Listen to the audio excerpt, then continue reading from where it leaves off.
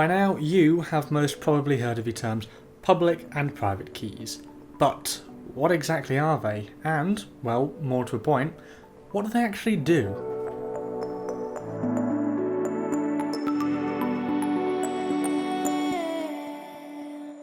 Well, to put it simply, they are a sophisticated form of cryptography and one of the most important aspects of cryptocurrency in terms of user security. And whilst they are described as being keys, they actually tend to look a lot more like this. In essence, these keys allow a wallet to both send and receive transactions. We can imagine a public key as being the location of a postbox. Anyone can put letters into that postbox, but they cannot get them back out. Instead, the postman, who owns the private key, has to come along and open the postbox in order to retrieve the letters. This is similar to how a Litecoin address works. The public key is usually shown in the form of a Litecoin address, which is a random assortment of upper and lowercase letters along with numbers from anywhere between 30 and 34 characters in length, and starting with the letter L. Now you or I can send Litecoins to this address, but we cannot retrieve them, just like we can't take letters out of a postbox without the key. Only the owner of this address, who has the corresponding private key, is allowed to take the money out and spend it.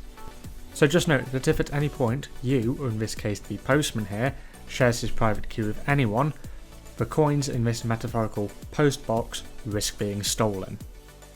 In fact, this very thing happened live on television to Bloomberg reporter Matt Miller when he accidentally showed off his private key from a paper wallet. Within seconds, somebody watching took the coins out of his wallet and into their own. Luckily, for Matt however, they did offer to return them to a new address. What a guy. Okay, so someone can steal a private key. How do I keep mine secure then? Well, fear not, as Matt was using a paper wallet, which actually has a private key printed directly onto it. And while paper wallets are great, flashing them about in public isn't such a good idea, just like you shouldn't be flashing your real world wallet around in public. Please don't do that. If, however, you use a hardware wallet and you have it passphrase protected, so these are wallets which are on your computer, phone, or whatever device you prefer to use, then it can prove incredibly difficult for intruders to gain access to the private keys, as they need both physical access to the device and your passphrase.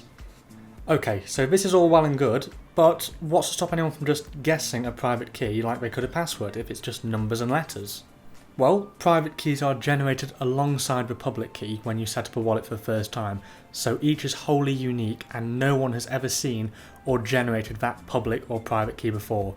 You are the first person. Private keys are 51 characters in length and made up of a random assortment of upper and lowercase letters along with numbers. What this means is that anyone attempting to break into a wallet by guessing the private key would spend roughly 204 Tresvigintillion years trying to crack it.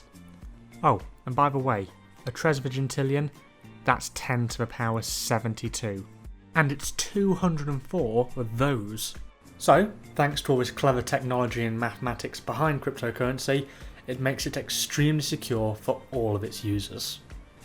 So that was public and private keys explained. If you have any questions or suggestions for what you would like to see us cover next, please do not hesitate to leave a comment, and if you want to get involved, you can find us over at litecointalk.com and Reddit at r/Litecoin. So drop by and say hello. And until next time, farewell.